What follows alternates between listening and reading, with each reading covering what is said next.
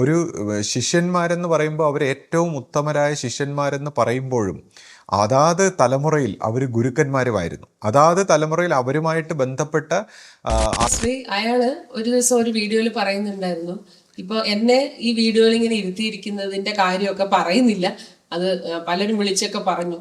അല്ലെങ്കിൽ ഇയാൾ ഒരിക്കൽ പറയുന്നുണ്ടായി, ഇങ്ങനെ ശ്രീ സംസാരിക്കുമ്പോൾ ഇംഗ്ലീഷ് വാക്കുകളൊക്കെ ഇങ്ങനെ ഇടയ്ക്കിടയ്ക്ക് ഉപയോഗിക്കും, അതിങ്ങനെ ആൾക്കാരെ പറ്റിക്കാൻ വേണ്ടി. ഞാൻ നോക്കുമ്പോൾ നമ്മുടെ ഈ ശരീരം ഒരു ആന്റിനയാണ്. ഈ അന്തരീക്ഷത്തിലെ വൈബ്രേഷൻ, ഈ ആരാധനാ സ്വഭാവത്തിലും പിതൃക്കളും എല്ലാം കൂടെ ചേർന്ന ഒരു കളക്റ്റീവ് ഇന്റലിജൻസ് ആണ് നമ്മളെ ഈ ബോഡിയിലൂടെ പ്രവർത്തിക്കുന്നത്.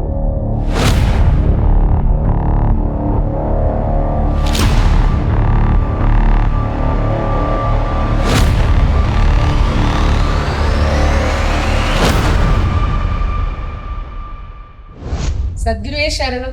എല്ലാവർക്കും ലൈഫ് ഡിവൈൻ്റെ പുതിയ എപ്പിസോഡിലേക്ക് സ്വാഗതം. ഇപ്പോ മറ്റൊരു ചാനലിൽ ഇരുന്ന് പറയുന്ന കുറേ കാര്യങ്ങളുണ്ടല്ലോ, അതിനുള്ള മറുപടി ആയിരുന്നു നമ്മളിപ്പോൾ ഏതാനും വീഡിയോകളിലായിട്ട് നമ്മളിങ്ങനെ പറഞ്ഞുകൊണ്ടിരുന്നത്. പക്ഷെ പിന്നീട് ഇനിയിപ്പോൾ ഞങ്ങൾ ആ വീഡിയോസ് ഒന്നും കാണുന്നില്ല എന്ന് തീരുമാനിക്കും. ഇപ്പോൾ കുറച്ച് നാളുകൊണ്ട് ആ വീഡിയോസ് ഒന്നും നമ്മൾ കാണാറില്ല. അതുകൊണ്ട് തന്നെ എല്ലാവരോടും പറയാണ്, അങ്ങനെയുള്ള നെഗറ്റീവ് കാര്യങ്ങൾ ആരും കാണുകയും അതിനെക്കുറിച്ചൊക്കെ നമ്മളോട് ചോദിക്കുകയും ഇനി ചെയ്യേണ്ട കാര്യമില്ലല്ലോ. അപ്പൊ അതുകൊണ്ട് അതെല്ലാവരും ഒന്ന് മനസ്സിൽ വെക്കുക. മാത്രമല്ല, ഇവരിങ്ങനെ പറയുന്ന ഈ നെഗറ്റീവ് കാര്യങ്ങൾ നമ്മൾ കണ്ടാൽ നമ്മുടെ മനസ്സിൽ ഈ വൈറസ് കയറുന്ന പോലെയാണ്, ഇത് കയറി പ്രവർത്തിക്കും. അപ്പോൾ വിശ്വാസത്തിന്റെ ഭാഗത്ത് പോകുമ്പോൾ നമ്മുടെ മനസ്സ് സൂക്ഷിക്കുക എന്നുള്ളത് നമ്മുടെ കടമയാണ്. അപ്പൊ ഇങ്ങനെ മറ്റുള്ളവരെ കുറ്റം പറയുന്നതും അധിക്ഷേപിക്കുന്നതും ആയിട്ടുള്ള കാര്യങ്ങൾ ഇങ്ങനെ കേട്ടുകൊണ്ടിരുന്നാൽ നമ്മുടെ മനസ്സിൽ ആ വൈറസ് കയറിയിട്ട് നമുക്ക് പിന്നീട് നമ്മുടെ മനസ്സിനെ സൂക്ഷിക്കാൻ പറ്റാതെ ഒരുപാട് പ്രശ്നങ്ങളിലേക്കൊക്കെ നമ്മൾ പോകും. അതുകൊണ്ട് ദയവ് ചെയ്ത് അങ്ങനെയുള്ള വീഡിയോസ് ഇനി ആരും കാണരുത്. പിന്നെ ഇപ്പോ അന്ന് പറഞ്ഞപ്പോ കുറച്ച് കാര്യങ്ങൾ ഞാൻ ശ്രീയുടെ അടുത്ത് ചോദിക്കാം എന്ന് വിചാരിച്ച് നോട്ട് ചെയ്ത് വെച്ചിരുന്നു. അപ്പൊ ശ്രീ അത് പിന്നീട് പറയാന്നാ പറഞ്ഞിരുന്നത്, പക്ഷെ അത് പിന്നീട് പറയാൻ പറ്റിയില്ല. അപ്പൊ അതുകൊണ്ട് ഒന്ന് രണ്ട് കാര്യങ്ങൾ ശ്രീയോട് ചോദിക്കാൻ ഞാൻ വിചാരിച്ചിരുന്നത് ഇപ്പോൾ ഒന്ന് ചോദിക്കുകയാണ്. അപ്പോൾ അത് അവസാനമായിട്ട് ആ കാര്യങ്ങൾ നമുക്കൊന്ന് ചോദിക്കാം. അപ്പോൾ അതെന്താന്ന് വെച്ചാൽ, ഇപ്പോ സ്വാമി വിവേകാനന്ദനും കബീർദാസും ഒക്കെ അവരുടെ ഗുരുക്കന്മാരെ അവര് മഹത്വപ്പെടുത്തുകയാണ് ചെയ്യുന്നത് ഈ ലോകം മുഴുവനും. അപ്പോ എന്നാൽ ഇപ്പോ നമ്മുടെ അഭിമന്യ ശിഷ്യപൂജിതയെ കുറിച്ച് ഇവർ പറയുന്നത് ഗുരുവിന്റെ മാഹാത്മ്യം അല്ലെങ്കിൽ ഗുരുവിന്റെ മാഹാത്മ്യം ലോകത്ത് എത്തിക്കാതെ ഗുരുസ്ഥാനത്ത് ശിഷ്യപൂജിത കയറിയിരിക്കുന്നു എന്നൊക്കെയുള്ള ആരോപണമാണ് അവർ പറയുന്നത്. അപ്പോ ശ്രീ എന്താണ് അതിനെക്കുറിച്ച് ശ്രീക്ക് പറയാനുള്ളത്? സദ്ഗുരുവേ ശരണം. കാര്യങ്ങളെ ശരിയായി മനസ്സിലാക്കാതെ ഉപരിപ്ലവമായ ഒരു കാഴ്ചപ്പാടിൽ സ്വയം ചില നിഗമനങ്ങളിൽ എത്തിച്ചേരുമ്പോഴുണ്ടാകുന്ന ഒരു മിസ്റ്റേക്കാണിത്. കാര്യം ഈ വിഷയം ഇപ്പോൾ ഈ കബീർദാസിൻ്റെയും അല്ലെങ്കിൽ സ്വാമി വിവേകാനന്ദൻ്റെയും ജീവിതങ്ങളുമായി ബന്ധപ്പെട്ടുള്ള യഥാർത്ഥ ഒരു പിക്ചർ മനസ്സിലാക്കാതെയാണ് അവരിങ്ങനെയുള്ളൊരു നിഗമനത്തിലെത്തിയത്. ഇപ്പോൾ കബീർദാസിനെയും സ്വാമി വിവേകാനന്ദനെ കുറിച്ചുമൊക്കെ ചിന്തിക്കുകയാണെങ്കിൽ അവരുടെ ഗുരുക്കന്മാരിൽ നിന്ന് കിട്ടിയ ആത്മബോധം കൊണ്ട് അവർ ഒരുപാട് പേരിലേക്ക് പകർന്നു കൊടുക്കുന്നതിൻ്റെ ഭാഗമായിട്ട് അന്നത്തെ കാലത്തെ അന്നത്തെ സാഹചര്യം വെച്ച് നോക്കുമ്പോൾ അനേകം പേരിലേക്ക് അത് എത്തിക്കുന്നതിൻ്റെ ഭാഗമായിട്ട് അവരുടെ ജീവിതം അത്രമാത്രം പ്രചരിക്കുകയുണ്ടായി. അതായത് ഗുരുക്കന്മാർ, അവരുടെ രണ്ടുപേരുടെയും ഗുരുക്കന്മാർ ചെറിയ ഒരു സ്ഥലത്ത് ഒതുങ്ങിപ്പോയപ്പോൾ, ആരും അറിയാതെ ചെറിയ ഒരു ഭാഗത്ത് കുറച്ച് ആൾക്കാരുടെ ഇടയിൽ മാത്രം ഒതുങ്ങിപ്പോയപ്പോൾ ഇവർ വളരെയധികം പ്രചാരത്തോടെ പ്രശസ്തരായി മാറുകയുണ്ടായി. അപ്പോൾ ഇവർ രണ്ടുപേരും, ഇപ്പോൾ കബീർദാസ് അന്നത്തെ സാഹചര്യത്തിനനുസരിച്ച് ആ കാലഘട്ടത്തിൽ വളരെ പ്രശസ്തനായി, വിവേകാനന്ദ സ്വാമിയാണെങ്കിൽ അതിനനുസരിച്ച് ലോകപ്രശസ്തനായി. അനേകം പേരിലേക്ക് തൻ്റെ ഗുരു പകർന്നു തന്ന ആത്മീയ ഊർജത്തെ വിതരണം ചെയ്യാൻ വേണ്ടിയാണ് അവർ അപ്രകാരം പ്രവർത്തിച്ചത്. അപ്പോൾ അവർ ഒരു ശിഷ്യന്മാരെന്ന് പറയുമ്പോൾ അവർ ഏറ്റവും ഉത്തമരായ ശിഷ്യന്മാരെന്ന് പറയുമ്പോഴും അതാത് തലമുറയിൽ അവർ ഗുരുക്കന്മാരുമായിരുന്നു. അതാത് തലമുറയിൽ അവരുമായിട്ട് ബന്ധപ്പെട്ട ആൾക്കാരുടെ, ശിഷ്യന്മാരുടെ ഇടയിൽ അവർ ഗുരുക്കന്മാരായിരുന്നു. ഇപ്പോൾ കബീർദാസിനെ കുറിച്ച് പറയുകയാണെങ്കിൽ അദ്ദേഹം ലോകത്ത് ഇന്നോളം വന്നിട്ടുള്ള ഏറ്റവും വലിയ ഗുരുക്കന്മാരിൽ ഒരാളാണ്. അദ്ദേഹത്തിൻ്റെ ശിഷ്യന്മാരുടെ ഇടയിൽ ഏറ്റവും ഉന്നതനായ ഒരു ഗുരുവായിട്ടാണ് അദ്ദേഹത്തെ കബീർദാസിനെ പരിഗണിക്കുന്നത്. അതേസമയം അദ്ദേഹം ഈ സാക്ഷാത്കാരത്തിലേക്ക് എത്തിയത് തൻ്റെ ഗുരുവായ രാമാനന്ദ സ്വാമിയിൽ നിന്ന് കിട്ടിയ ആത്മീയ ഊർജം, ആത്മബോധം കൊണ്ടാണ് അദ്ദേഹം ഈ ഗുരു ബോധത്തിലേക്ക് ഉണർന്നത്. അപ്പം കബീർദാസ് എപ്പോഴും പറയുമായിരുന്നു, ഇതെല്ലാം രാമനാണ്, എൻ്റെ ഗുരുവായ രാമൻ്റെ ഊർജമാണ്. അതായത് തൻ്റെ ഗുരുവിൻ്റെ ആത്മബോധം തൻ്റെ ഉള്ളിൽ സാക്ഷാത്കരിച്ചിട്ടുള്ള ഒരു വ്യക്തിയാണ് ഈ ശിഷ്യൻ എന്ന് പറയുന്നത്. അപ്പോൾ ശിഷ്യൻ്റെ ബോധം, ശിഷ്യനെന്ന് പറയുന്ന താനെന്ന് പറയുന്ന അഹന്താബോധത്തെ മാറ്റി ആ ഗുരുഭക്തി കൊണ്ട് ഗുരുവിൻ്റെ ബോധവുമായി ഒന്നായി ചേർന്ന് ഗുരുവാണ് തൻ്റെ ഉള്ളിൽ ഭക്തന് ഗുരുവിൽ വരും പരമൈക്യം എന്നുള്ള അർത്ഥത്തിൽ ഗുരുവാണ് തൻ്റെ ഉള്ളിലിരിക്കുന്നതെന്ന് സാക്ഷാത്കരിച്ച വ്യക്തികളാണ് ഈ ഗുരു സ്വഭാവത്തിലേക്ക് പരിണമിക്കുന്നത്. അപ്പോൾ ഈ കബീർദാസിനെ സംബന്ധിച്ച് ഓരോ ശിഷ്യന്മാരും തന്നെ വന്ന് നമസ്കരിക്കുമ്പോഴും അല്ലെങ്കിൽ തന്നിൽ നിന്ന് അനുഭൂതികൾ അല്ലെങ്കിൽ തന്നിൽ നിന്ന് ദീക്ഷ സ്വീകരിക്കുമ്പോഴും അദ്ദേഹത്തിൻ്റെ അനുഭവം ഇത് തൻ്റെ ഗുരുവായ രാമാനന്ദനാണ് ഈ പ്രവർത്തിക്കുന്നത്, തന്നിലൂടെ പ്രവർത്തിക്കുന്നത്, താനൊരു മാധ്യമം മാത്രമാണ്. അപ്പോൾ ഇങ്ങനെയാണ് ഈ ഗുരുശിഷ്യ പാരമ്പര്യം ഒരു പരമ്പരയായിട്ട് തുടർന്നു പോകുന്നത്. ഇപ്പോൾ സ്വാമി വിവേകാനന്ദനെ സംബന്ധിച്ചാണെങ്കിൽ അദ്ദേഹത്തിൻ്റെതായിട്ടുള്ള ശിഷ്യഗണങ്ങൾ അദ്ദേഹത്തിനുണ്ടായിരുന്നു. ഒരുപാട് പേര്, ഇപ്പോൾ സിസ്റ്റർ നിവേദിത അല്ലെങ്കിൽ സ്വാമി രാമതീർത്ഥർ, ഇങ്ങനെ അനേകം പേര് അദ്ദേഹത്തെ ഒരു ഗുരുവായിട്ടാണ് കണ്ടിരുന്നത്. അപ്പോൾ കബീർദാസിനെ പോലെ അത്രയും മഹാനായ ഒരു ഗുരു സ്വഭാവത്തിലേക്ക് എത്തിയില്ലെങ്കിൽ പോലും സ്വാമി വിവേകാനന്ദന് അദ്ദേഹത്തിൻ്റെ ഒരു സമൂഹത്തിൻ്റെ ഇടയ്ക്ക് ഒരു ഗുരുസ്ഥാനം, അദ്ദേഹത്തിൻ്റെ തലമുറയിൽ അദ്ദേഹം ഗുരുസ്ഥാനം ഉണ്ടായിരുന്നു. അപ്പോൾ ഇവരാരും ഒരുപക്ഷെ ആരും അറിയപ്പെടാത്ത, ആരിലും എത്തപ്പെടാത്ത ഒരു സാധാരണക്കാരായി ഒതുങ്ങിയിരുന്നെങ്കിൽ, അല്ലെങ്കിൽ മറ്റ് തൻ്റെ തലമുറയിലെ ശിഷ്യഗണങ്ങൾക്ക് ഗുരുസ്ഥാനത്ത് വന്നില്ലായിരുന്നെങ്കിൽ ഇവരുടെ ഗുരുവിനെ ആരും അറിയില്ലായിരുന്നു. അതായത് അനേകം പേർക്ക് ഈ ആത്മാനുഭവം പകർന്നു കൊടുക്കുന്ന, ഈ ആത്മീയ ഊർജം പകർന്നു കൊടുക്കുന്ന ഗുരുക്കന്മാരായി ഇവരറിയപ്പെട്ടത് കൊണ്ടാണ് ഇവരുടെ ഗുരുവിനെ ലോകം അറിഞ്ഞത്. ഒരുപക്ഷെ ഇവർ ഇത് ആർക്കും പകർന്നു കൊടുക്കാതെ ഇവരൊരു സ്ഥലത്ത് ഒതുങ്ങി കൂടിയിരുന്നെങ്കിൽ, മറ്റ് ജനങ്ങളിലേക്കൊന്നും എത്തിക്കാതെ, ഈ ആത്മീയ അനുഭവത്തിൻ്റെ രഹസ്യം മറ്റ് ജനങ്ങളിലേക്ക് ഒന്നും എത്തിക്കാതെ ഇവരും അവരുടെ അതേ സ്ഥലങ്ങളിൽ ഗുരുവാണ് വലുതെന്നും പറഞ്ഞുകൊണ്ട് അതേ സ്ഥലങ്ങളിൽ നിന്നിരുന്നെങ്കിൽ ആരും ഇവരുടെ ഗുരുവിനെ അറിയില്ലായിരുന്നു. അപ്പോൾ അവരിലൂടെ ആത്മീയ അനുഭവം കിട്ടിയപ്പോഴാണ്, ഒരുപാട് പേർക്ക് അവരിലൂടെ ഇത്രയും വലിയ ആത്മീയ അനുഭവം കിട്ടിയപ്പോഴാണ് ഇവരുടെ ഗുരു എന്താണ് എന്ന ആൾക്കാർ അന്വേഷിക്കുന്നതും അങ്ങനെ ആ ഗുരുവിൻ്റെ മഹത്വം വെളിപ്പെടുന്നതും. അതായത് ഒരു ഗുരുവിൻ്റെ മഹത്വം വെളിപ്പെടുന്നത് തൻ്റെ ശിഷ്യൻ്റെ വലിപ്പത്തിലൂടെയാണ്. ശിഷ്യനിലൂടെയാണ് ഈ ഗുരുവിൻ്റെ മഹത്വം ലോകം അറിയുന്നത്. ഇപ്പം ഗുരുക്കന്മാർക്ക് ഒരുപാട് നമുക്ക് കുറച്ച് തത്വങ്ങളും അല്ലെങ്കിൽ എന്തെങ്കിലും തത്വസംഹിത അറിവും പകർന്നു തരുന്നതിനേക്കാൾ ഉപരി ഒരു ഗുരുവിൻ്റെ ജോലി എന്ന് പറഞ്ഞാൽ ശിഷ്യനെ താൻ അനുഭവിച്ച ആ സാക്ഷാത്കാരത്തിലേക്ക് ഉണർത്തിയെടുക്കുക എന്നുള്ളതാണ്. അല്ലാതെ ഇപ്പോൾ താൻ ഒരു സാക്ഷാത്കാര സ്വഭാവത്തിലൊരു അറിവ് നേടി അതിനുശേഷം എന്നെ എല്ലാവരും ദൈവമായിട്ട് കണ്ടോളൂ എന്ന് പറഞ്ഞിട്ട് ഈ അനുഭവം മറ്റാർക്കും പകർന്നു കൊടുക്കാൻ കഴിഞ്ഞില്ലെങ്കിൽ അത് പിന്നെ എന്തു ഗുരുവാണ്? അതായത് താനൊരു ഉന്നതമായ ആത്മീയ അനുഭവത്തിലേക്ക് എത്തി, അതിനുശേഷം ഇത് മറ്റാർക്കും പകർന്നു തരാൻ പറ്റില്ല, നിങ്ങളെല്ലാവരും വിശ്വസിച്ചാൽ മതി, നിങ്ങൾ ആർക്കും ഈ ഉണർച്ചയിലേക്കോ ഒന്നും ഒരു പോസിബിലിറ്റി ഇല്ല, ഞാൻ ഇങ്ങനെ ദൈവമാണ് എന്ന് പറയുന്നതാണോ ഗുരു? അത് ഗുരുവല്ല.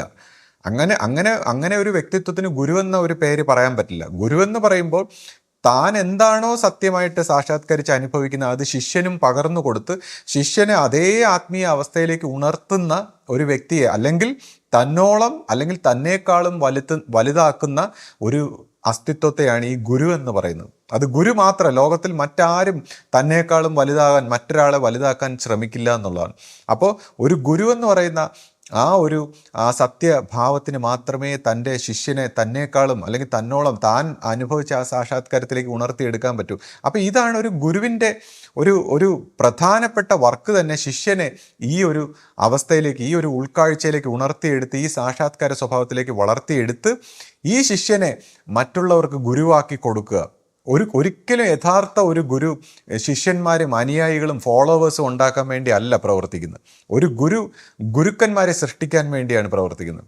തൻ്റെ മുന്നിൽ വരുന്ന എല്ലാവരെയും ഈ ഒരു യോഗ്യതയിലേക്ക്, ഈ ഒരു അസ്തിത്വത്തിലേക്ക്, ഈ ഒരു ഉണർച്ചയിലേക്ക് വളർത്തിയെടുത്ത് ഗുരുക്കന്മാരാക്കി മാറ്റുക, ഗുരുബോധത്തിൽ ലയിപ്പിക്കാനാണ് പരിശ്രമിക്കുക. അപ്പോൾ ഇവർ നടത്തിയ ഈ നിഗമനം ഒന്നും മനസ്സിലാക്കാതെ ഇതേപോലത്തെ ആധ്യാത്മിക രഹസ്യങ്ങളും അല്ലെങ്കിൽ ഗുരുശിഷ്യ ബന്ധത്തിൻ്റെ ആ ഒരു പരിണാമവും ബോധതലത്തിൻ്റെ പരിണാമവും അഹന്തയുടെ പരിവർത്തനം ഇങ്ങനെയുള്ള കാര്യങ്ങളെക്കുറിച്ച് ഒന്നും മനസ്സിലാക്കാതെ സ്വന്തം മനസ്സ് വെച്ച് ചില കാര്യങ്ങളെ അവർ നിഗമനം ചെയ്ത് വിശ്വസിച്ച് അതിനനുസരിച്ച് ഓരോ കാര്യങ്ങൾ ഇങ്ങനെ സംസാരിക്കുകയാണ്.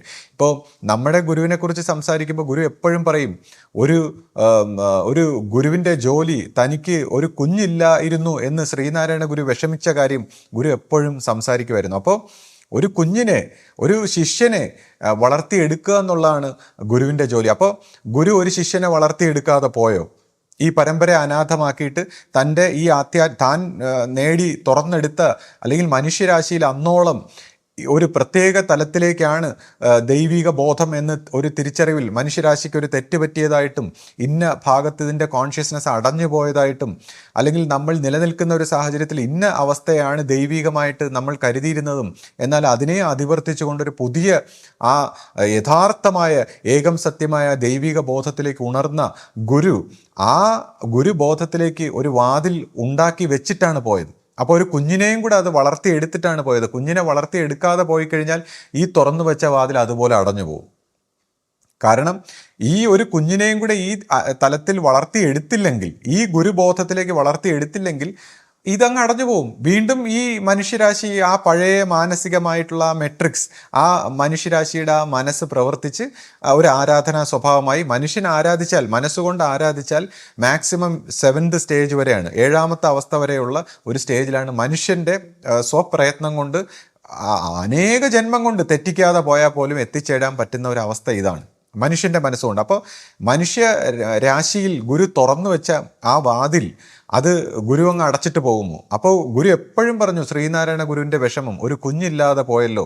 അപ്പോൾ ആ വിഷമം ഗുരുവിന് വരാത്ത രീതിയിൽ ഒരു കുഞ്ഞിനെയും കൂടി വളർത്തിയെടുത്തിട്ടാണ് ഗുരു പോയത്. അപ്പോൾ ഇവിടെയാണ് നമ്മുടെ ആശ്രമോദ്ദേശത്തിൻ്റെ വാക്ക്, എപ്പോഴും ഇവിടെ ഒരു ആത്മീയ അനുഭൂതിയുള്ള ഗുരു ഉണ്ടായിരിക്കും എന്നുള്ള ആ ഒരു വാക്ക് നമ്മൾ ഓർമ്മിക്കേണ്ടത്. അപ്പോൾ ഇതെല്ലാം വെച്ച് നോക്കുമ്പോൾ നമ്മുടെ ആശ്രമ സ്വഭാവത്തിൽ ഗുരു നമുക്ക് പകർന്നു തന്നിരിക്കുന്നത് വളരെ ഉന്നതമായ ശ്രേഷ്ഠമായ ഒരു ആധ്യാത്മിക പാരമ്പര്യത്തിൻ്റെ ഒരു ഗുരുമാർഗമാണ് ഗുരു നമുക്ക് തുറന്നു തന്നിരിക്കുന്നത്. ഇവിടെ തന്നെ അവർ പറഞ്ഞേക്കുന്ന പോലെ ഇതങ്ങ് കയറിയിരുന്ന് എന്തോ അങ്ങ് സുഖിച്ച് അല്ലെങ്കിൽ ലയിക്കുന്ന ഒരു സ്വഭാവമല്ല. ഇപ്പോൾ ശിഷ്യപൂജിതയെ സംബന്ധിച്ച് പറയുകയാണെങ്കിൽ തൻ്റെ ഗുരുവിനെ മഹത്വവൽക്കരിക്കുന്ന കർമ്മങ്ങൾ മാത്രമാണ് നമ്മൾ എക്കാലവും ശിഷ്യപൂജയിലൂടെ കണ്ടിട്ടുള്ളത്. ഇപ്പോൾ ഭക്ത ശിരോമണിയായ ശ്രീ ഹനുമാൻ, അദ്ദേഹത്തിൻ്റെ നെഞ്ചു പിളർന്ന് അതിനകത്ത് ശ്രീരാമനും സീതയുമാണ്, സീതാദേവിയുമാണ് അതിനകത്തുള്ളത് എന്ന് വെച്ചാൽ അത്രമാത്രം അദ്ദേഹം ഭക്തി സ്വഭാവത്തിൽ തൻ്റെ ഹൃദയത്തിൽ അവരെ പ്രതിഷ്ഠിച്ചിരിക്കുന്നു എന്നാണ്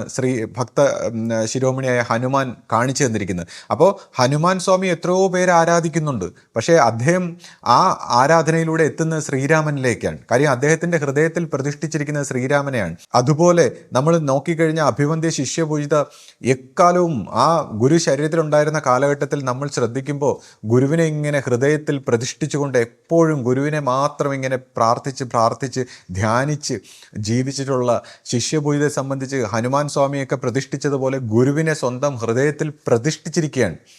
അപ്പോൾ നമ്മൾ ഇപ്പോൾ ശിഷ്യപൂജിതയെ ചെന്ന് നമ്മൾ വണങ്ങുമ്പോൾ നമസ്കരിക്കുമ്പോൾ അത് ശിഷ്യപൂജിതയും നമ്മളും എല്ലാവരും തിരിച്ചറിയുന്ന ആ പ്രതിഷ്ഠിച്ചിരിക്കുന്ന ആ മനുഷ്യരൂപത്തിൽ അവിടെ പ്രതിഷ്ഠിച്ചിരിക്കുന്ന ആ ഗുരുവിനെയാണ് നമ്മൾ വണങ്ങുന്നത്. ഇതാണ് ഗുരുശിഷ്യ ബന്ധത്തിൻ്റെ ഒരു സീക്രട്ട് എന്ന് പറയുന്നത്.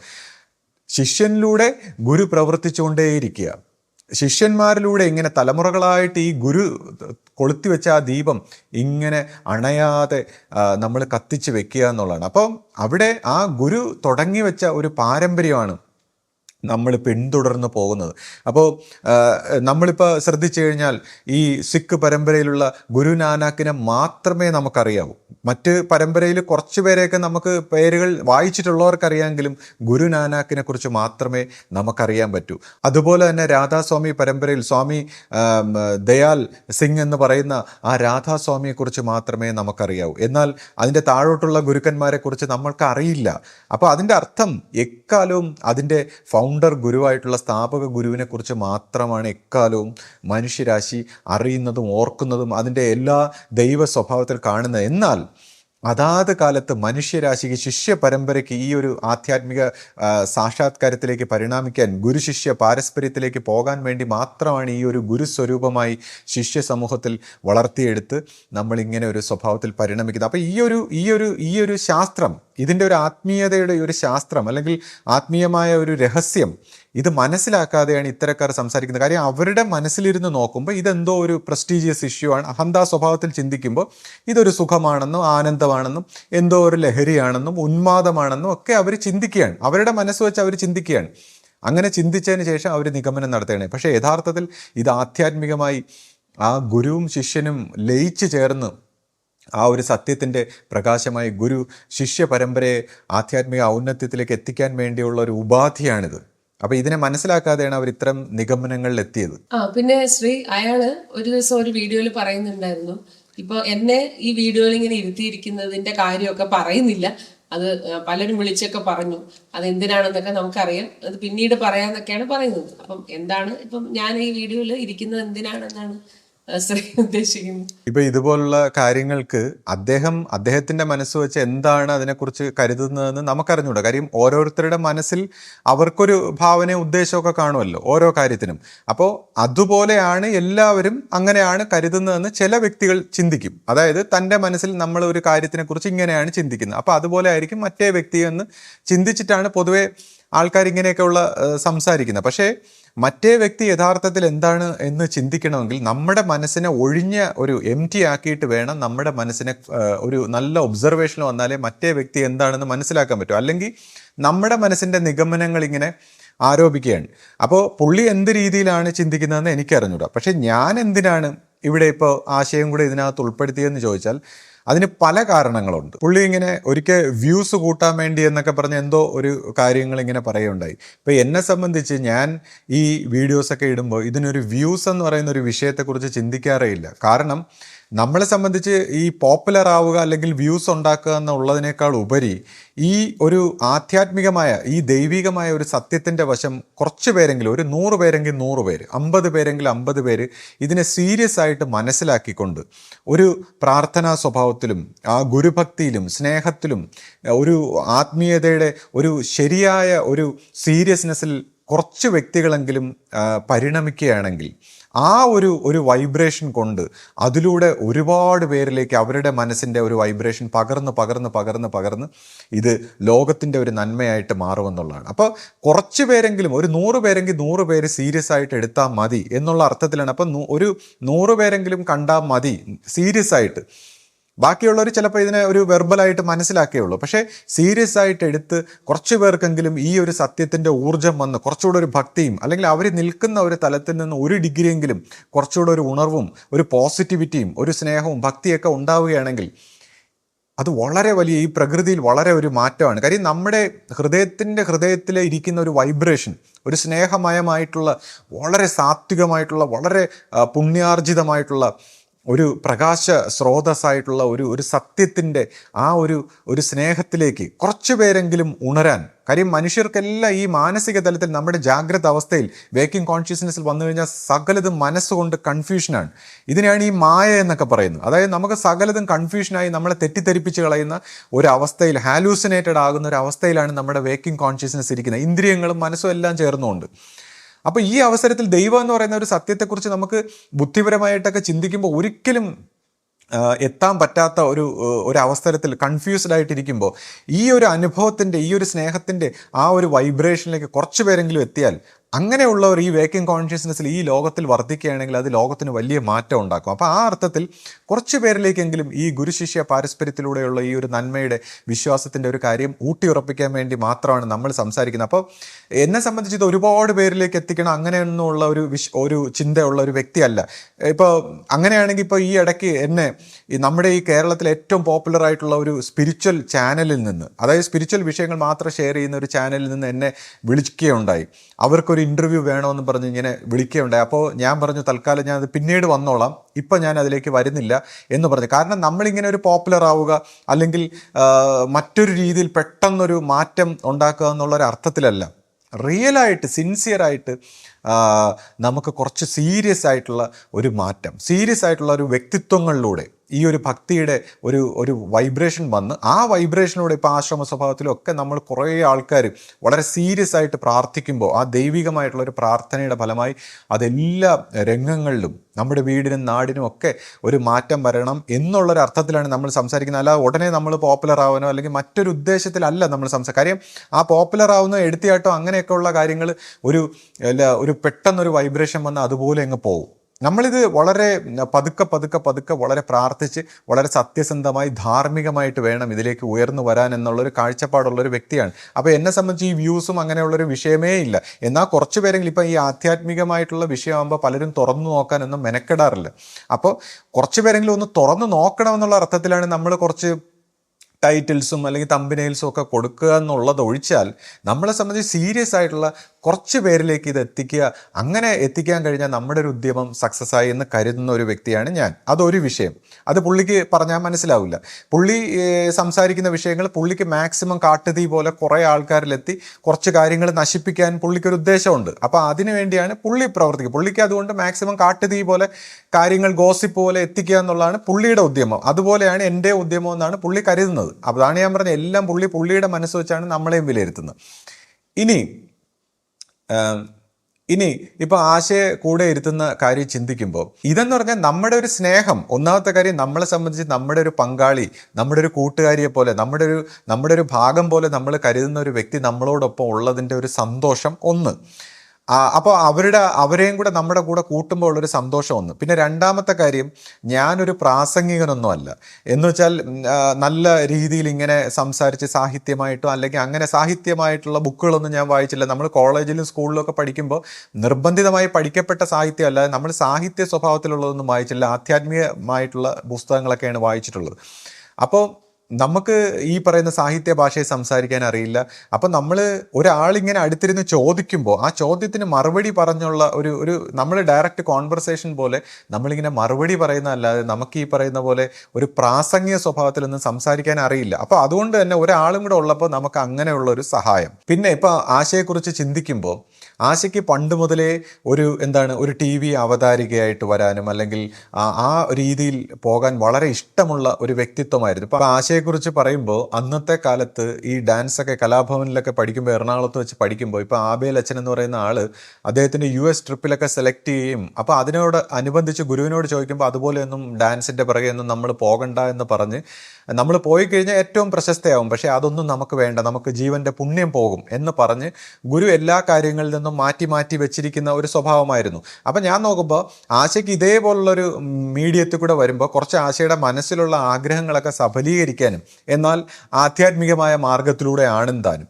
അപ്പോൾ അതുകൊണ്ട് ഞാൻ ആശയം കൂടെ ഇതിനകത്ത് ഇൻക്ലൂഡ് ചെയ്യുന്ന ആശയുടെ ഒരു ആഗ്രഹം, ആശയുടെ സന്തോഷവും. പിന്നെ എന്നേക്കാൾ കൂടുതൽ ഇതേപോലുള്ള കാര്യങ്ങളൊക്കെ ചെയ്യാനും എന്നെയും കൂടി ഇതിലൊക്കെ വിളിച്ച് ഉണർത്തിയെടുത്ത് മെയിനായിട്ട് പ്രവർത്തിക്കുന്ന ആശയാണ്. അപ്പോൾ അങ്ങനെയുള്ളൊരു വ്യക്തിയെ ഉൾപ്പെടുത്താതെ ഞാൻ മാത്രം വന്നിരുന്നിട്ട് കാര്യമുണ്ടോ? പിന്നെ അതിനേക്കാൾ എല്ലാം ഏറ്റവും പ്രധാനപ്പെട്ട ഒരു കാര്യം എന്ന് പറയുമ്പോൾ, ഇപ്പോൾ നമ്മൾ ഈ സംസാരിക്കുന്ന വിഷയത്തിൽ വളരെ നെഗറ്റീവായിട്ട് റിബല്യസ് ആയിട്ട് ചിന്തിക്കുന്ന കുറേ വ്യക്തികൾ പഴയ ഒരു വിശ്വാസ സമൂഹത്തിൽപ്പെട്ട വ്യക്തികളാണ്. അപ്പോൾ ഈ പഴയ സമൂഹത്തിലുള്ള ഒരുപാട് പേർക്ക് എന്നെ അറിയില്ല. കാരണം നമ്മളിങ്ങനെ വന്നും പോയൊക്കെ നിൽക്കുന്നതല്ല, നമ്മളിങ്ങനെ അധികം പോപ്പുലറായിട്ട് പ്രവർത്തിച്ച് വന്നിട്ടില്ലാത്ത ആ സമയത്തൊന്നും അങ്ങനെ വന്നിട്ടില്ലാത്തതുകൊണ്ട് പഴയ ആൾക്കാർക്ക്, പഴയ വിശ്വാസ സമൂഹത്തിന് എന്നെ അറിയില്ല. എന്നാൽ ആശയം എല്ലാവർക്കും വ്യക്തമായിട്ട് അറിയാം. അപ്പോൾ ആശയം കൂടി ഉണ്ട് ഈ ഉദ്യമത്തിൽ. ആശയം കൂടി ചേർന്ന് നമ്മളെല്ലാം ഒരുപോലെ ഒറ്റ ഒരു വിശ്വാസത്തിലാണ് ഈ ഒരു കാര്യം പ്രവർത്തിക്കുന്നതെന്ന് പറയുമ്പോൾ അവരെപ്പോലുള്ള പഴയ ആൾക്കാർക്ക് അത് വ്യക്തമായിട്ട് മനസ്സിലാക്കാനുള്ള ഒരു അവസരമാണ്. അപ്പോൾ അങ്ങനെ ഇതുപോലുള്ള കുറേ നല്ല കാര്യങ്ങളാണ്, ഇതിൻ്റെ പോസിറ്റീവായിട്ടുള്ള കുറേ വശങ്ങളാണ് നമ്മുടെ മനസ്സിലുള്ളത്. അപ്പോൾ അദ്ദേഹത്തിൻ്റെ മനസ്സിൽ ഇതിനെക്കുറിച്ച് എന്താണ് ചിന്ത എന്നുള്ളത് അത് അദ്ദേഹത്തിൻ്റെ നിലവാരം പോലെ ഇരിക്കും. അപ്പോൾ അതുകൊണ്ടാണ് ഞാൻ ആശയം കൂടി വിളിച്ചിരുത്തി നമ്മൾ രണ്ടുപേരും പരസ്പരം വീഡിയോ എടുക്കുന്നത്. അപ്പോൾ കൂടാതെ ഇത് ആശയ്ക്ക് ഇഷ്ടമായ കാര്യമാണ്. ഓരോ വ്യക്തികളുടെയും ഇഷ്ടവും കൂടെ, നമ്മുടെ കൂടെയുള്ള നമ്മുടെ പങ്കാളികളുടെ ഇഷ്ടത്തെ മാനിക്കാനും ബഹുമാനിക്കാനും കൂടെ നമ്മൾ തയ്യാറായിരിക്കണം. അപ്പം ആ ഒരു അർത്ഥത്തിലാണ് നമ്മളിത് ശ്രീ പറഞ്ഞു സീരിയസ് കാര്യങ്ങള് ശ്രീ ഒറ്റയ്ക്ക് പറഞ്ഞാൽ പോരെ, ആശയ്ക്ക് ഒന്നും പറയാനില്ലല്ലോ, അപ്പൊ വെറുതെ ഇരുന്ന് ബോറടിക്കില്ലേ എന്ന് എൻ്റെ അടുത്ത് ചോദിച്ചു. അപ്പൊ ഞാൻ പറഞ്ഞു അത് വേണ്ട, ഞാൻ ചോദിക്കാം, ശ്രീ ആൻസർ പറയാം, നമുക്കൊരു ഇന്റർവ്യൂ എടുക്കാതെ പറഞ്ഞ് ഞാനാണ് നിർബന്ധിച്ച് എന്നെ കൂടെ ഇവിടെ പിന്നെ ഇതെല്ലാം ഒരു സന്തോഷത്തിന്റെ ഭാഗമാണ്. കാരണം ഇതേപോലുള്ള കാര്യങ്ങളിൽ എന്ന് വെച്ചാൽ ഇതേപോലുള്ള സോഷ്യൽ മീഡിയ അല്ലെങ്കിൽ ഇതേപോലുള്ള ആക്ടിവിറ്റിയിൽ താല്പര്യമുള്ള വ്യക്തികൾ വേണമെന്നാണ് പറയുന്നത്. കാര്യം അവരുടെ ഇപ്പോൾ ആശയ പോലുള്ള, ഇപ്പോൾ ഞാനൊരു സാമട്ടി പോകുന്ന വ്യക്തിയാണെങ്കിൽ ഇതേപോലുള്ള കാര്യങ്ങളൊക്കെ താല്പര്യമുള്ളവരുടെ വൈബ്രേഷൻ വരുമ്പോൾ അതൊരു പ്രയോജനമാണ്. കാര്യം ഇതേപോലുള്ള വർക്കുകൾ സക്സസ് ആവാൻ ഇത്തരത്തിൽ താല്പര്യമുള്ള വ്യക്തികളും കൂടെ വേണം. അതുകൊണ്ടാണ് അപ്പം ഞാൻ ഇതിനെല്ലാം ഇൻക്ലൂഡ് ചെയ്ത് പ്രവർത്തിക്കും. ഇതാണ് നമ്മുടെ ഒരു ചിന്താഗതി. പിന്നെ ഇയാൾ ഒരിക്കൽ പറയുന്നുണ്ട്, ഇങ്ങനെ ശ്രീ സംസാരിക്കുമ്പോൾ ഇംഗ്ലീഷ് വാക്കുകളൊക്കെ ഇങ്ങനെ ഇടയ്ക്കിടയ്ക്ക് ഉപയോഗിക്കും. അതിങ്ങനെ ആൾക്കാരെ പറ്റിക്കാൻ വേണ്ടി, ശ്രീക്ക് എല്ലാ അറിവൊക്കെ ഉണ്ടെന്ന് കാണിക്കാൻ വേണ്ടി ഇങ്ങനെ കുറച്ച് ഇംഗ്ലീഷ് പറയുന്നുണ്ട്. അതിനെക്കുറിച്ച് ശ്രീ എന്താ പറയുന്നത്? അപ്പൊ ഇതേപോലുള്ള കാര്യങ്ങളിലും പുള്ളിയുടെ മനസ്സിൽ പുള്ളി ചിന്തിക്കുന്ന കാര്യങ്ങൾ പുള്ളി നമ്മളിൽ ആരോപിക്കുകയാണ്. കാര്യം പുള്ളി ഇതേപോലുള്ളൊരു കാര്യം ചെയ്യുകയാണെങ്കിൽ ഇതായിരിക്കും പുള്ളിയുടെ ലക്ഷ്യം. അത് വെച്ചിട്ട് പുള്ളി നമ്മളിലും കുറേ കാര്യങ്ങൾ ഇങ്ങനെ ആരോപിക്കുകയാണ്. അപ്പോൾ ഞാൻ എന്തിനാണ് ഇംഗ്ലീഷ് സംസാരിക്കുന്നതെന്ന് ചോദിച്ചാൽ, ഒന്നാമതായി ഞാൻ വായിച്ചിട്ടുള്ള പുസ്തകങ്ങൾ, ഇപ്പോൾ ആധ്യാത്മികമായിട്ട് ഞാൻ ഒരുപാട് പുസ്തകങ്ങൾ വായിക്കുകയുണ്ടായി എന്ന് ഞാൻ പറയുകയുണ്ടായി. അപ്പോൾ പുസ്തകങ്ങൾ വായിക്കുമ്പോൾ തന്നെ കഴിഞ്ഞ ദിവസം സംസാരിച്ചപ്പോൾ ഒരു സ്ത്രീ വന്നിട്ട് ഇങ്ങനെ പറയുകയുണ്ടായി, നമുക്ക് പുസ്തകങ്ങളൊന്നും വേണ്ട, നമുക്ക് മറ്റു ഗുരുക്കന്മാരുടെ കാര്യങ്ങളൊന്നും വേണ്ട എന്നൊക്കെ ഒരു സ്ത്രീ ഇങ്ങനെ അഭിപ്രായപ്പെട്ടു. അപ്പോൾ ഞാൻ പറഞ്ഞു, ഒരുപാട് വായിച്ചാലേ ഇത് മനസ്സിലാവൂ എന്ന് പറഞ്ഞു. അപ്പോൾ അങ്ങനെയാണെങ്കിൽ ഒരു സാധു ഭക്തയായ മറ്റൊരു സ്ത്രീ എന്നോട് ചോദിച്ചു, നമ്മളിനി ഒരുപാട് പുസ്തകങ്ങളൊക്കെ വായിക്കണോ? അപ്പം ഞാൻ പറഞ്ഞു, തീർച്ചയായിട്ടും ഗുരുവിനെ വിശ്വാസമുണ്ട്, ഗുരുവിനോട് ഭക്തി ഉണ്ടെങ്കിൽ നമ്മൾ അധികം ഒന്നും വായിക്കാതിരിക്കുന്നതാണ് നല്ലത്. പക്ഷേ എന്നാൽ നമ്മൾ ഇതേപോലെ നിഗമനങ്ങൾ നടത്തുകയും നമ്മൾ പല കാര്യങ്ങളും വിലയിരുത്തുകയും നമുക്ക് സംശയം വരികയും നമ്മൾ പല കാര്യങ്ങളും ചിന്തിക്കാനൊക്കെ തുടങ്ങുകയാണെങ്കിൽ നമ്മൾ ഒരുപാട് കാര്യങ്ങൾ വായിച്ച് മനസ്സിലാക്കേണ്ടതുണ്ട്. നമുക്ക് ഭക്തിഭാവത്തിൽ പോകാൻ ഇതൊന്നും വായിക്കേണ്ട കാര്യമില്ല. ഞാൻ പറഞ്ഞു കൊടുത്തു. ഇപ്പം ഞാൻ എന്തുകൊണ്ടാണ് ഈ പുസ്തകങ്ങളൊക്കെ വായിക്കാൻ തുടങ്ങി? ഇപ്പം ഞാൻ ചെറുപ്പത്തിൽ ഇതിൽ ആകൃഷ്ടരാകുന്ന ഒരു സമയത്ത് അന്നത്തെ കാലത്ത് അവൈലബിൾ ആയിട്ടുണ്ടായിരുന്ന എല്ലാ ഗുരുവാണികളും പുസ്തകങ്ങളും ആശ്രമ സ്വഭാവത്തിൽ പ്രസിദ്ധീകരിച്ചിട്ടുള്ള എല്ലാ പുസ്തകങ്ങളും ഞാൻ വായിക്കുകയുണ്ടായി. അതും വളരെ പെട്ടെന്ന് തന്നെ വളരെ ആഗ്രഹത്തോടെ ഇങ്ങനെ എല്ലാം വായിക്കുകയുണ്ടായി. അപ്പോൾ ഗുരുവാണികൾ എനിക്ക് വളരെയധികം ഇഷ്ടപ്പെട്ടു. അപ്പോൾ ഞാൻ ഗുരുവാണികൾ പണ്ട് ഇറങ്ങിയിട്ടുള്ള, അതായത് നമ്മുടെ കാലത്ത് അവൈലബിൾ ആയതല്ലാതെ വളരെ മുമ്പ് ഇറങ്ങിയിരുന്ന പുസ്തകങ്ങൾ 1970 65 അങ്ങനെയൊക്കെയുള്ള ആദ്യകാലങ്ങളിലുള്ള മാസികകൾ പോലും സെലക്ട് ചെയ്ത് അതിനകത്തുള്ള ഗുരുവാണികൾ വായിച്ചു. റയറായിട്ടുള്ള പുസ്തകങ്ങളെല്ലാം ഞാനിങ്ങനെ വായിച്ച് തീർത്തു. അപ്പം അങ്ങനെ വായിച്ചതിൽ നിന്ന് എനിക്ക് നമ്മുടെ ഇപ്പോൾ ആശ്രമ സ്വഭാവത്തിലും ആധ്യാത്മിക സ്വഭാവത്തിലും ഒക്കെയുള്ള ഗുരു പറഞ്ഞിട്ടുള്ള ഒരുപാട് കാര്യങ്ങൾ മനസ്സിലായി. എല്ലാവരെയും പോലെ തന്നെ നമുക്ക് മനസ്സിലായി. എന്നാൽ അതിനോടൊപ്പം തന്നെ ചില സംശയങ്ങളുണ്ടായി. കാരണം ഈ ഗഹനമായ ആധ്യാത്മിക വിഷയങ്ങളെ അനുഭൂതി തലങ്ങളിലേക്ക് പരിണമിക്കുന്നതിനെ കുറിച്ചൊക്കെ ഗുരു കുറച്ച് പറഞ്ഞിട്ടങ്ങ് നിർത്തുകയാണ്. അത് കംപ്ലീറ്റ് ചെയ്യുന്നില്ല. അപ്പോൾ അത് പബ്ലിക്കായിട്ട് പറയാൻ പറ്റില്ല, അല്ലെങ്കിൽ പിന്നീട് അറിയിക്കുമെന്നൊക്കെയാണ് പറയുന്നത്. അപ്പോൾ അങ്ങനെ വന്നപ്പോൾ നമുക്കൊരു സംശയമുണ്ട്. ഇപ്പോൾ ഗുരു ഇത്രയും കാര്യങ്ങളൊക്കെ പറയുന്നെങ്കിൽ നമുക്ക് ഇതുമായിട്ടൊന്നും നേരിട്ടൊരു അനുഭവം ഇല്ലല്ലോ, നമുക്കറിയാൻ ഒരു വഴിയില്ലേ ഇതൊന്നും എന്നിങ്ങനെ ഒരു സംശയം ഉണ്ടായി. അപ്പോൾ അന്നത്തെ എൻ്റെ ബുദ്ധിയിൽ ഞാൻ വിചാരിച്ചു, ഇത് നമുക്കറിയാനായിട്ട് ഇനി മറ്റ് ആധ്യാത്മിക ഗ്രന്ഥങ്ങളിൽ വല്ലതുമൊക്കെ ഇത് കിട്ടുമോ? അങ്ങനെ ഉപനിഷത്തുകളും മറ്റു ഗുരുക്കന്മാരും അങ്ങനെ സകല രീതിയിലുള്ള പുസ്തകങ്ങളും വായിക്കേണ്ട അന്നത്തെ അറിവിൽ. കാരണം നമ്മൾ വിചാരിക്കുന്ന മനസ്സുകൊണ്ട് ഇങ്ങനെ വായിച്ച് മനസ്സിലാക്കിയാൽ മതി, ഇതൊരു ബോധതലത്തിൻ്റെ ഉണർച്ചയാണെന്ന് അന്ന് നമുക്ക് മനസ്സിലായില്ല. അപ്പോൾ അന്ന് നമ്മൾ വിചാരിച്ചു മനസ്സുകൊണ്ട് ഇങ്ങനെ വായിക്കുമ്പോൾ നമുക്കിങ്ങനെ ഒരു കാര്യം മനസ്സിലാകുമ്പോൾ അതാണ് അറിവ്. പക്ഷെ അത് അറിവല്ല, അതൊരു നോളജാണ്. അതായത് കുറേ സെക്കൻഡ് ഹാൻഡ് ആയിട്ടുള്ള നോളജാണ്. അത് മാനസിക തലത്തിലുള്ള ഒരു അറിവ് മാത്രമാണ്. അത് കൺഫ്യൂഷൻ കൂട്ടുകയുള്ളൂ. എന്നെ സംബന്ധിച്ച് അങ്ങനെ ഒരുപാട് വായിച്ചപ്പോൾ തന്നെ എൻ്റെ കുറേ വർഷങ്ങൾ വേസ്റ്റായി. സത്യം പറഞ്ഞാൽ ഞാനത് വായിക്കാതെ ഗുരു ശിഷ്യ ബന്ധത്തിൽ വളരെ കർമ്മവും പ്രാർത്ഥനയൊക്കെ ആയിട്ട് സാധനയായിട്ട് പോയിരുന്ന കുറച്ചുകൂടെ നേരത്തെ പല കാര്യങ്ങളും തിരിച്ചറിയാൻ പറ്റുമായിരുന്നു. എനിക്ക് കുറേ വർഷങ്ങൾ തന്നെ വേസ്റ്റായി. എന്നാലും ഞാൻ പറയണം, അങ്ങനെ കുറേ വായിച്ച് കുറേ ഗുരുക്കന്മാരെക്കുറിച്ചും ഒക്കെ വായിച്ചതുകൊണ്ടാണ് ഒരുപക്ഷെ എനിക്ക് ഇന്ന് ഇത്രയും വിശദീകരിക്കാൻ പറ്റുന്നത് ഈ വിഷയങ്ങളെക്കുറിച്ച്. അപ്പം ഞാൻ പറയുന്നു, ഇങ്ങനെ വായിക്കുന്ന കൂട്ടത്തിൽ ഈ വായിച്ചു വന്ന സമയത്ത് ഞാൻ വായിച്ച പുസ്തകങ്ങൾ മെജോറിറ്റിയും ഇംഗ്ലീഷ് പുസ്തകങ്ങളായിരുന്നു. ഇംഗ്ലീഷിൽ പ്രസിദ്ധീകരിക്കപ്പെട്ട പുസ്തകങ്ങളാണ് ഞാൻ ഏറ്റവും കൂടുതൽ വായിച്ചത്. അപ്പോൾ അങ്ങനെ വരുമ്പോൾ എൻ്റെ സംസാരത്തിൽ അറിയാതെ കുറച്ച് ഇംഗ്ലീഷ് വാക്കുകൾ വന്നു പോകും. കാരണം എന്ന് വെച്ചാൽ എനിക്ക് പല വാക്കുകളുടെയും മലയാളം അറിഞ്ഞുകൂടാ. മലയാളം അതിൻ്റെ കോൺഷ്യസ്നെസ്സിൻ്റെ, ഇപ്പോൾ നമ്മൾ ഈ സംസാരിച്ച് വരുന്ന പല ആത്മീയ വാക്കുകളുടെയും എനിക്ക് ഇംഗ്ലീഷിൽ തന്നെ എനിക്കത് മനസ്സിലാവും. അല്ലെങ്കിൽ അതിൻ്റെ കോട്ടുകൾ, പല കോട്ടുകൾ എനിക്ക് ഇംഗ്ലീഷിലേ അറിയാവും. അതിൻ്റെ മലയാളത്തിൽ എന്താണെന്ന് പിന്നെ നമ്മൾ ആലോചിച്ചിട്ട് വേണം പറയാൻ. ഇപ്പം ഞാൻ വന്നിപ്പോൾ കുറേ കാര്യങ്ങൾ ഞാൻ മലയാളത്തിൽ മാക്സിമം സംസാരിക്കാൻ ശ്രമിക്കാറുണ്ട്. എന്നാലും നമ്മൾ ഈ സംസാരിക്കുമ്പോൾ ചില പ്രധാനപ്പെട്ട കോട്ടുകളൊക്കെ നമുക്ക് ഇംഗ്ലീഷിൽ മാത്രമേ ഓർമ്മ വരുന്നുള്ളൂ. കാരണം നമ്മൾ ഇത്രയും ഇംഗ്ലീഷിൽ വായിച്ചതുകൊണ്ടാണ്. ഇംഗ്ലീഷാണ് നമ്മൾ വായിച്ച് മനസ്സിലാക്കിയിട്ടുള്ളത്.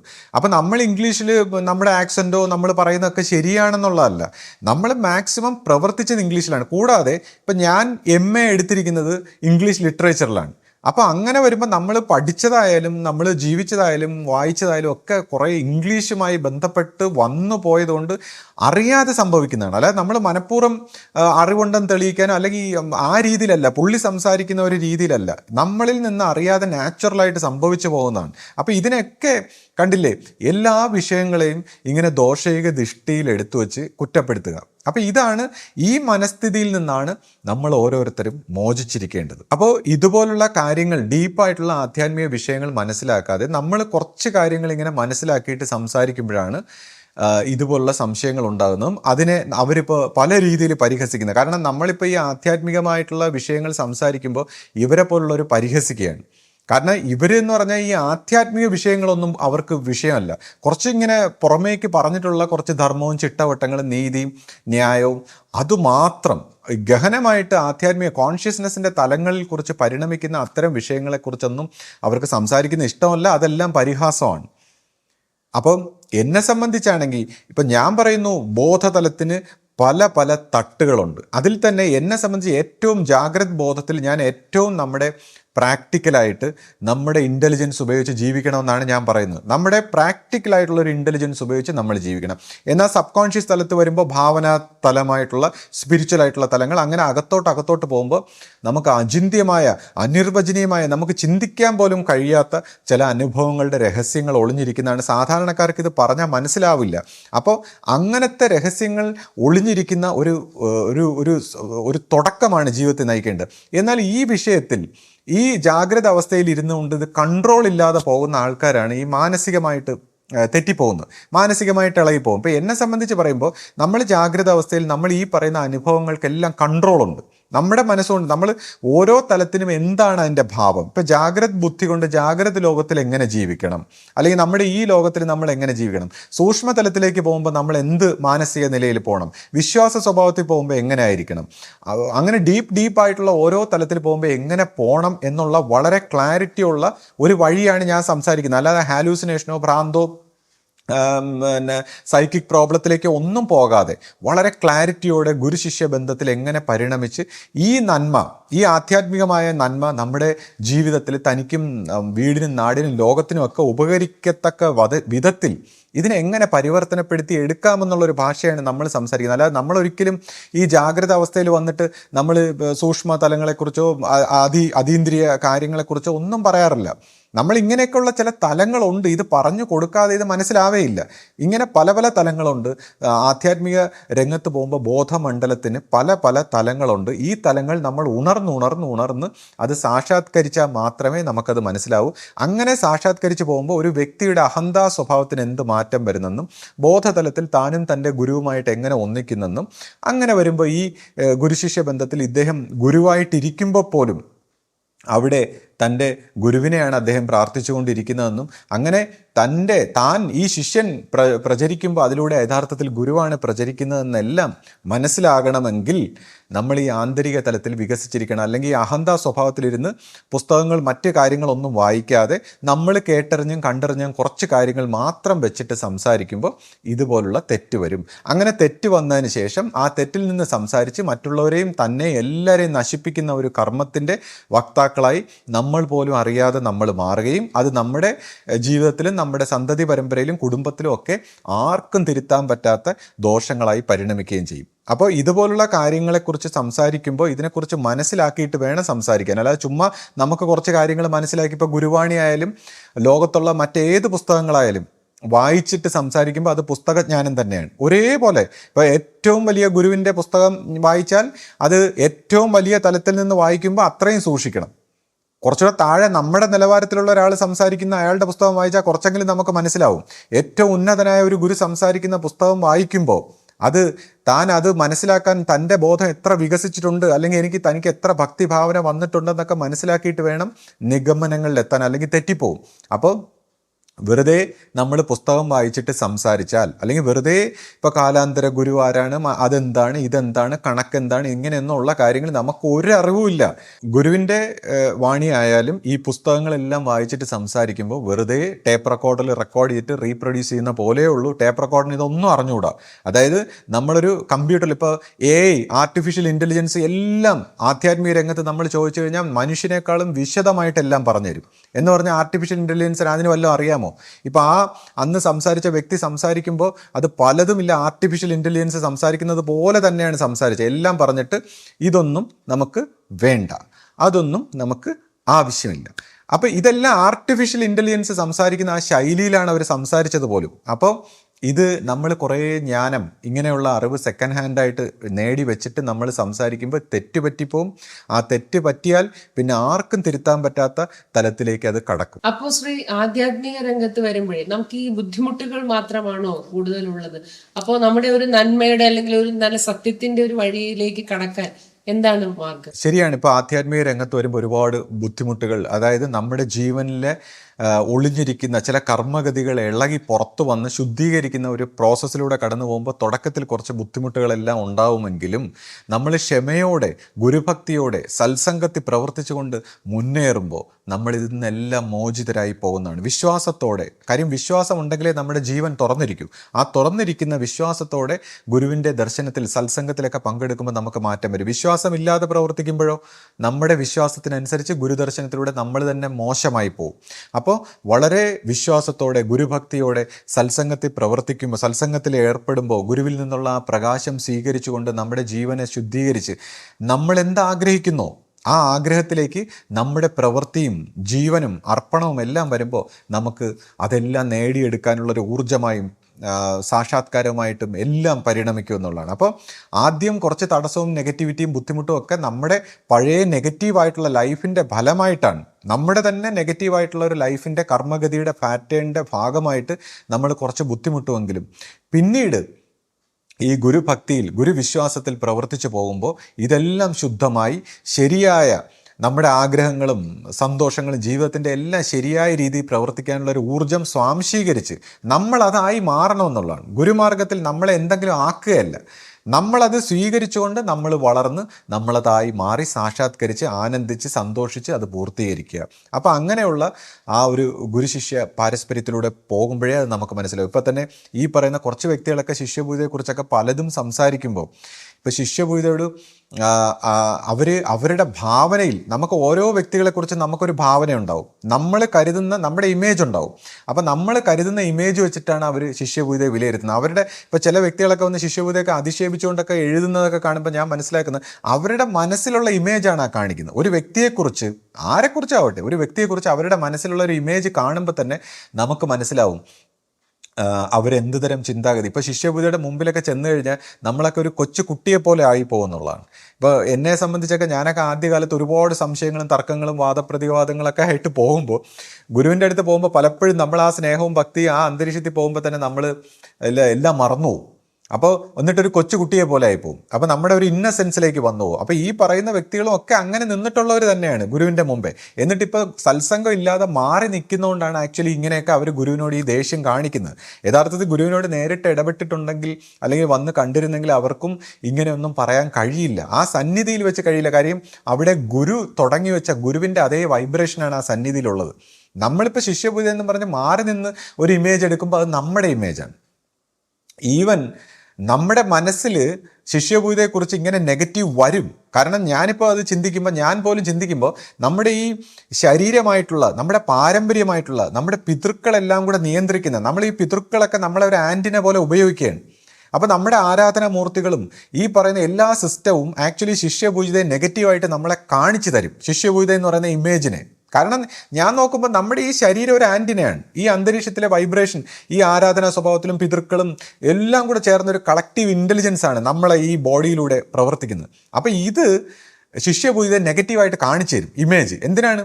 നമ്മൾ ദൈവത്തിലേക്ക് പോകാതിരിക്കാൻ, ആ ദൈവികമായ മാർഗത്തിലേക്ക് പോകാതിരിക്കാൻ ഇത് നെഗറ്റീവായിട്ട് കാണിച്ചു തരും. എന്നിട്ട് നമ്മൾ അതിൽ നിന്ന് അകറ്റും. പക്ഷേ നമ്മൾ ഈ ഒരു സിസ്റ്റത്തിൻ്റെ ഇൻ്റലിജൻസിനെ പൊട്ടിച്ചുകൊണ്ട് കളഞ്ഞിട്ട് ദൈവത്തിൻ്റെ ആ സത്യമായ വഴിയിൽ നമ്മൾ വരുമ്പോൾ ശിഷ്യപൂജ നേരിട്ട് കാണുമ്പോഴാണ് നമുക്ക് മനസ്സിലാവുന്നത് ശിഷ്യപൂജ എന്താണ്, യഥാർത്ഥത്തിൽ എന്ത് വൈബ്രേഷനാണ് അവിടെ നിന്ന് വരുന്നത്. അഫ്കോഴ്സ് ഇപ്പോൾ ശിഷ്യ സ്വഭാവത്തിൽ ഗുരു ശാസിക്കുകയും വഴക്കുറയും ഒക്കെ ചെയ്യും, അത് മറ്റൊരു തലം. പക്ഷേ നേരിട്ടുള്ളൊരു അനുഭവത്തിൽ ശിഷ്യപൂജ എന്ന് പറയുന്ന ആ സ്നേഹം, ആ ശാന്തി, ആ സമാധാനം. ഇപ്പോൾ വഴക്ക് പറയുമ്പോൾ പോലും അത്രയും സ്നേഹമുള്ളത് കൊണ്ടാണ് ഈ പറയുന്ന വഴക്കുകൾ പോലും പറയുന്നത്, അല്ലെങ്കിൽ തിരുത്താൻ ശ്രമിക്കുന്നത്. അപ്പോൾ ആ ഒരു സ്നേഹത്തിനെ അനുഭവിക്കുന്നവർക്ക് മാത്രമേ ശിഷ്യപൂജിത എന്താണെന്ന് അറിയാവൂ. അല്ലാത്ത ഈ പറയുന്ന ആരോപണങ്ങളൊക്കെ സത്യം പറഞ്ഞാൽ അവരുടെ മനസ്സിൻ്റെ ഭാവനയാണ്, അവരുടെ പിതൃക്കളാണ്, അവരുടെ ആരാധനാമൂർത്തികളാണ്, അവരുടെ പഴയ വൈബ്രേഷനാണ് സംസാരിക്കുന്നത്. അവരെ കുറ്റം പറഞ്ഞിട്ട് പോലും കാര്യമില്ല.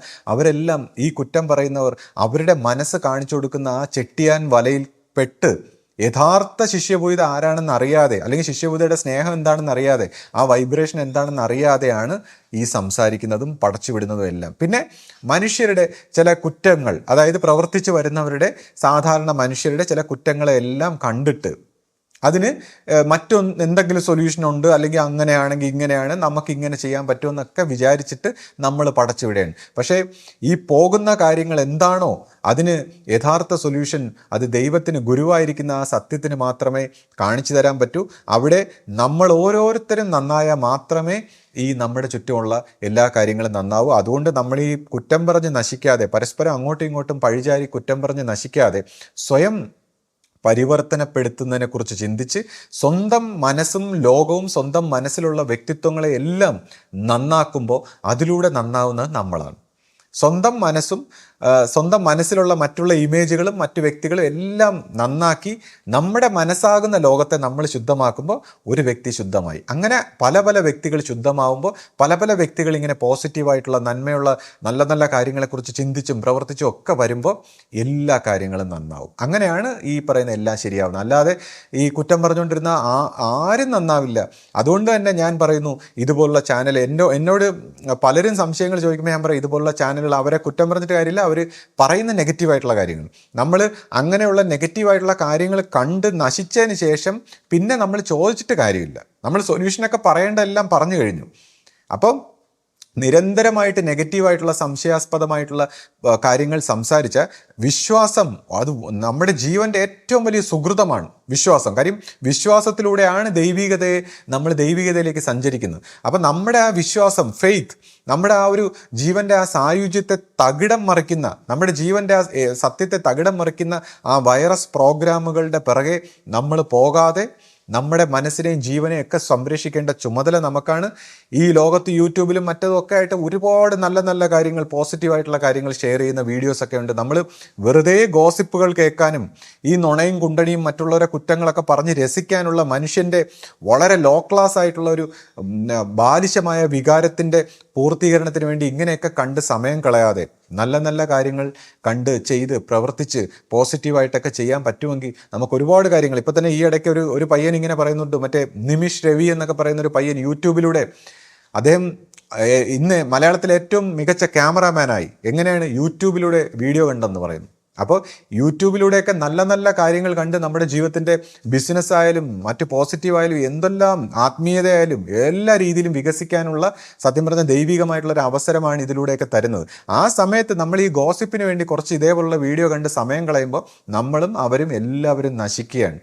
അപ്പോൾ ഇതിന് നമ്മൾ തന്നെ സൊല്യൂഷൻ കണ്ടുകൊണ്ട് നമ്മളെ രക്ഷപ്പെടുത്താൻ നമ്മൾ തയ്യാറാണ്. എന്നിട്ട് എത്രത്തോളം മനസ്സിനെ പോസിറ്റീവായിട്ടും ഹാപ്പിയാക്കി സന്തോഷമാക്കി നമ്മൾ വെക്കുന്നോ ബോധപൂർവം, അത്രയുമാണ് നമുക്ക് പ്രയോജനം. എന്നിട്ട് ആ വിശ്വാസത്തോടെ ഗുരുശിഷ്യ പാരസ്പര്യത്തിൽ ഗുരുമാർഗത്തിൽ പ്രവർത്തിക്കുമ്പോൾ ഈ ദൈവകാരുണ്യം നമ്മളിലേക്ക് നേടി നമ്മൾ ശുദ്ധമായി നമ്മളെല്ലാ രീതിയിലും പോസിറ്റീവായിട്ടുള്ളൊരു ലൈഫിലേക്ക് കടക്കാൻ നമുക്ക് ദൈവകാരുണ്യം ഉണ്ടാകുന്നതാണ്.